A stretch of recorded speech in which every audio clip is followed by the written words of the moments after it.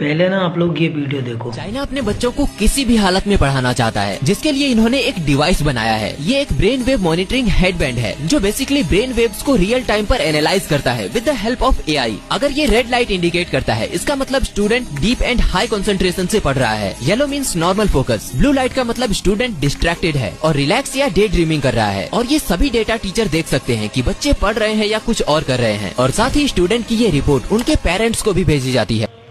देख लिया। अब मेरे कुछ भाई लोग बोलेंगे कि भाई तेरे अंदर एक खून तो नहीं है। कभी तू धर्म के खिलाफ बोलता है, कभी तू सिस्टम के खिलाफ बोलता है, कभी तू देश के खिलाफ बोल देता है। तुझे चाइना बड़ा प्यारा है तो तू एक काम करना, अपना देश छोड़ के ना तू चाइना चला जा। ठीक है भाई, बात समझ में आती है, पर यार ये भी एक खास मुद्दा है। मुझे लगता है कहीं ना कहीं भीड़ का हिस्सा अगर बन रहे अच्छी बात है। एकता बहुत ज़रूरी है, हर धर्म के लिए, हर समाज के लिए, हर वंश के लिए, हर जाति के लिए। पर जितना भी हम देख रहे हैं आज की पीढ़ी, जितने भी नास्तिक देश थे ना, वो अपनी उपलब्धियों को लेकर पूरी दुनिया में मशहूर है। हम भी हैं, हम हैं हमारी परंपरा को लेकर, हमारी संस्कृति को लेकर, हमारे सनातन धर्म को लेकर। लेकिन हमने उसी सनातन धर्म को इतना बदनाम करके रखा है। कुछ लोगों ने इतना बदनाम करके रखा है, अंधविश्वास करके रखा है, जिसका कोई लॉजिक नहीं है, जिसके ऊपर कोई तथ्य नहीं है। ना किसी इस तथ्य पर बात करता है। अगर कोई सवाल उठाता भी है तो वो धर्मद्रोही हो जाता है, वो देशद्रोही हो जाता है। यही बातें चल रही है और ये मेन चीज़ें हो रही है। लेकिन मुझे लगता है आज की जनरेशन को अगर किसी विषय पर सोच विचार करना चाहिए तो वो सबसे महत्वपूर्ण विषय, बस एक ही बताऊंगा, वैसे तो बहुत सारे मुद्दे हैं, पर मुझे लगता है शिक्षित होना, ज्ञान होना। ज्ञान को, शिक्षा को सिर्फ नौकरी और पैसों के लिए नहीं करना है। ज्ञान को अर्जित करना है समझ के लिए, तथ्य के लिए और सवाल पैदा होने के लिए। मतलब हमारे पास सवाल होना चाहिए, सवाल पैदा। हमारे देश में गाय को, जिसको माँ का दर्जा कहा है, जिसे कहा जाता है कि 36 कोटि देवी देवता गाय में वास करते हैं। और आज गाय की जो हालत है हम और आप अच्छे से जानते हैं। जिस देश में गाय की पूजा होती है वो देश में हम गाय की स्थिति देख पा रहे हैं। और जिस देश में सिर्फ गाय को एक जानवर समझा जाता है, उस देश में गाय की हालत देख लो। जिस देश में नदियों की पूजा होती है, हम माँ कहते हैं, ठीक है, उस देश में उसी माँ की हालत देख लो।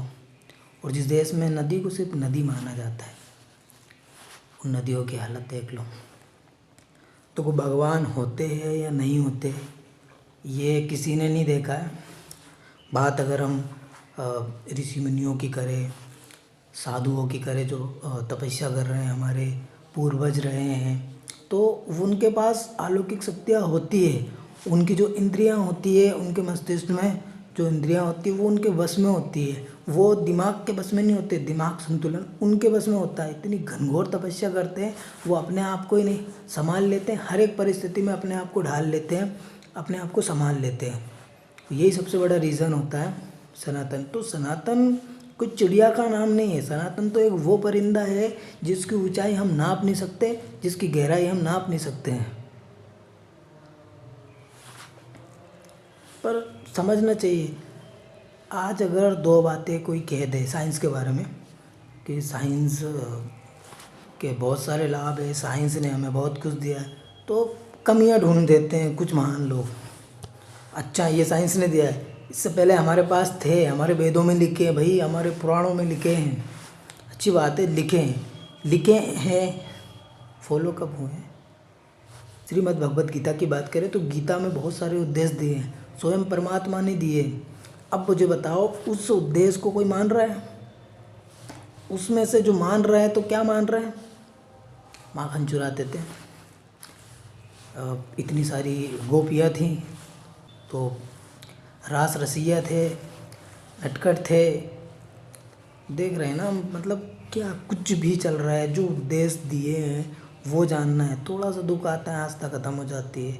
जो भगवान ट्रेंड में चल रहे होते हैं हम उनके दीवाने हो जाते हैं। खाटू श्याम जी हो गए, चलो भाई, हरे का सहारा से अब सावरिया सेठ हो गए। मतलब कुछ भी, आस्था बहुत ज़रूरी है। मानना भी चाहिए। मैं नहीं कहता कि आस्था बुरी है, भगवान को मत मानो, मानो, बहुत ज़्यादा ज़रूरी है और मानना भी चाहिए। धर्म हमें ये सिखाता है कि सभी के प्रति किस तरह के भाव होना चाहिए, धैर्य होना चाहिए, लालच नहीं होना चाहिए, मन में घृणा नहीं होना चाहिए, नफरत के भाव नहीं होना चाहिए। मतलब मन इतना शांत होना चाहिए कि सामने इंसान हो या जानवर, हमारे अंदर किसी तरह का भेदभाव नहीं होना चाहिए। हम अगर मदद नहीं कर पा रहे, कोई दिक्कत नहीं, तकलीफ़ भी ना दे, सामने वालों को वही देना चाहिए जो हम स्वीकार करते, वही बोलना चाहिए जो हम सुन सकते, वैसा ही व्यवहार करना चाहिए जैसा हम एक्सेप्ट कर सकते हैं। तो बड़ी चीज़ है। आज देख रहे हैं हम, मतलब जो लोग कहते हैं हमने दुनिया देखी, हमें मुझसे को कुछ नहीं देखा भाई साहब। आपने मोहल्ले में देखा है, इधर की गली देखी, उधर की गली देखी, पीछे वाला घर देखा, आगे वाला घर देखा है, ज़्यादा से ज़्यादा अपनी तहसील देखी, अपना ज़िला देखा है। और कुछ स्थल हैं तीर्थ यात्रा के नाम पे, आपने वो देखे, वो भी देखे हैं तो सिर्फ स्टेटस डालने के लिए, वीडियो बनाने के लिए कि देखो हम यहाँ गए थे।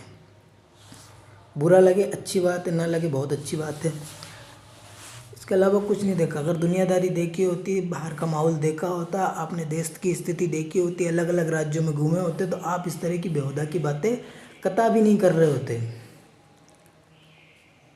सोचने वाला विषय यार, मतलब बहुत गहरी बातें हैं, हम समझ ही नहीं पा रहे। बस जहाँ भीड़ होती है, जहाँ थोड़ा सा स्वार्थ दिख जाता है, हम खड़े हो जाते हैं।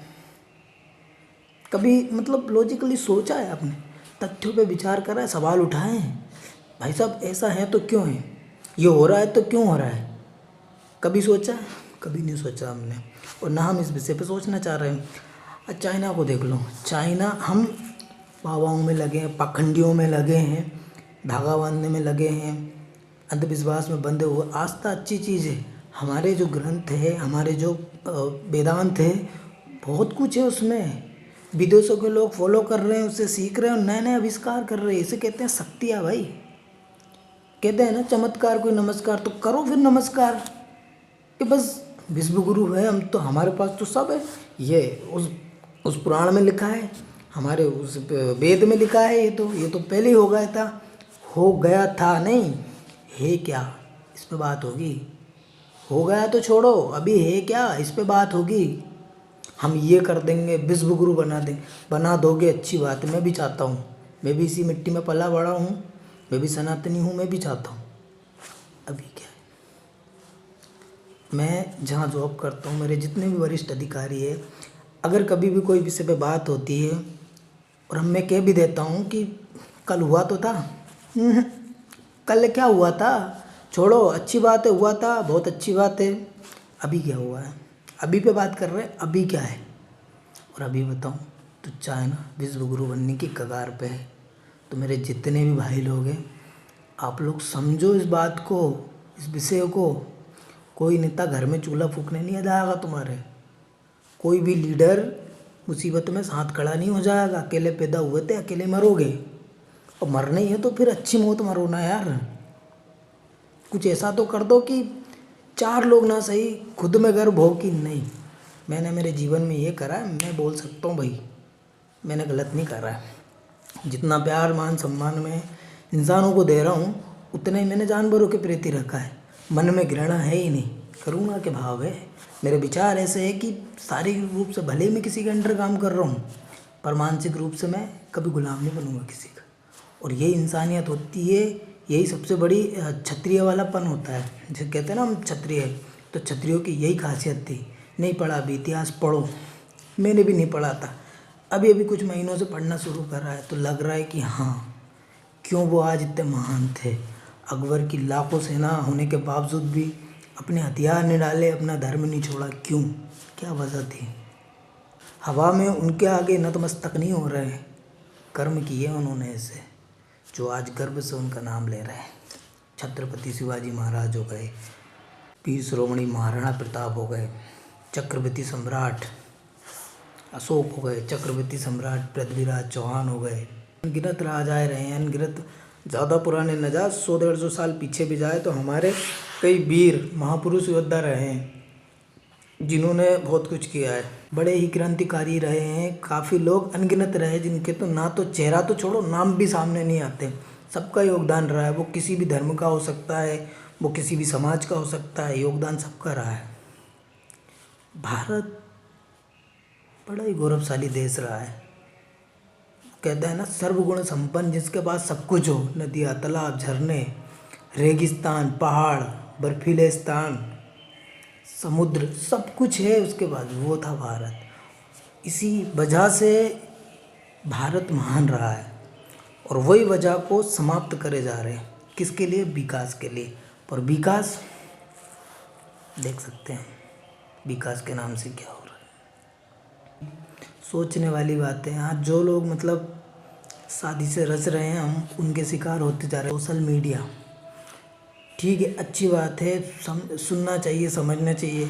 हमारे पास एक बहुत अच्छा ब्रह्मास्त्र है, भले ही वो विदेश ने दिया है, अमेरिका ने बनाया है, अच्छी बात है, पर वो हमारे लिए सही साबित है अगर हम उसका सही उपयोग करें।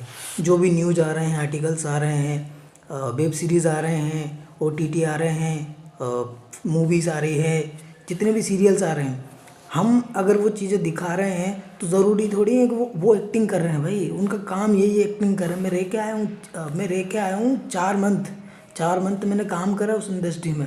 बड़ी गहराई से समझा है, बड़ी बारीकी से समझा मैंने उन लोगों को, तब जाके समझ में आया कि हाँ, जो दिखा रहे वो है नहीं, वो वही दिखा रहे जो आप देखना चाह रहे हैं। आप देखना बंद कर दो, वो दिखाना बंद कर देंगे। और फिर ट्रोल कर रहे हो कि अभी चल रहा है एक मुद्दा कि भाई शाहरुख खान देशद्रोही है और बांग्लादेश वाले खिलाड़ी को खरीदे। क्यों नहीं खरीदेगा? उसका घर चला रहा है भाई, वो खरीद रहा है। तुम्हें वो शिकायत है तो तुम्हें फिर सबसे शिकायत होनी चाहिए। क्यों बांग्लादेश ने के बिजली दे रहा है? अडानी से शिकायत होनी चाहिए तुम्हें, वो सबसे बड़ा वो है ना, प्रॉफिट उसका, वो दे रहा है। इधर बीजेपी सरकार ने कोई मंत्री है वहाँ की बांग्लादेश की, उसको पनाह दे रखी अपने देश में, वो शिकायत होनी चाहिए तुम्हें। एक एक्टर को लेकर ही क्यों? उसके अच्छे काम नहीं दिख रहे? देखो, मैं उसकी तारीफदारी नहीं कर रहा हूँ, मैं उसका साइड नहीं ले रहा हूँ। जिस बंदे में काबिलियत है, जो बंदे इस लायक है, उसके लिए बोलना बहुत बड़ी बात है और बोलना चाहिए अच्छे लोगों के लिए, भले ही वो धर्म के लिए हो, दूसरे धर्म का हो, दूसरी जात का हो, दूसरी समाज का हो, दूसरे देश का हो। अगर उसके कर्म अच्छे हैं तो भाई बोलना चाहिए। जब तुम गलत कर्म वाले लोगों के सपोर्ट में बोल सकते हो तो अच्छा जो कर रहा है उसके लिए 2 बातें क्यों नहीं बोल सकते हो? मुझे पता है हम प्रोटेस्ट नहीं कर सकते, हम सड़कों में नहीं आ सकते, कोई बात नहीं, हम स्टोरी लगा सकते हैं, स्टेटस लगा सकते हैं, हम जाग सकते हैं। जब जाग जाएंगे, एजुकेशन को प्राथमिकता देने लगेंगे, ज्ञान को सर्वश्रेष्ठ मानने लगेंगे, धर्म से ज़्यादा ज्ञान को मानने लगेंगे। धर्म इसलिए बनाया गया था ताकि लोग उस धर्म के माध्यम से ज्ञान अर्जित करें और उसके माध्यम से अपने आप को सुधारने की कोशिश करें, इंसान बन के रह सके। हमारे पास सब कुछ है, हाथ पैर आँख नाक कान मुँह, सुनने समझने की क्षमता है, सब कुछ है हमारे पास, पर हम लगा काहे में रहे भीड़ में। ये है या नहीं शर्म की बात? आप खुद सोचिए ना। भगवान ठीक है, क्योंकि इंसानों को तो भगवान ने बनाया है, ठीक है बनाया है, मानना भी चाहिए भगवान होते हैं या नहीं होते पता नहीं। अगर अच्छी शक्तियाँ हैं तो मुझे लगता है बुरी शक्तियाँ भी है, और मैं भी मानता हूँ, मैं भी सनातनी हूँ, एक क्षत्रिय कुल में पैदा हुआ हूँ, तो मैं भी इस बात का सम्मान करता हूँ, मैं भी सभी भावनाओं की कदर करता हूँ।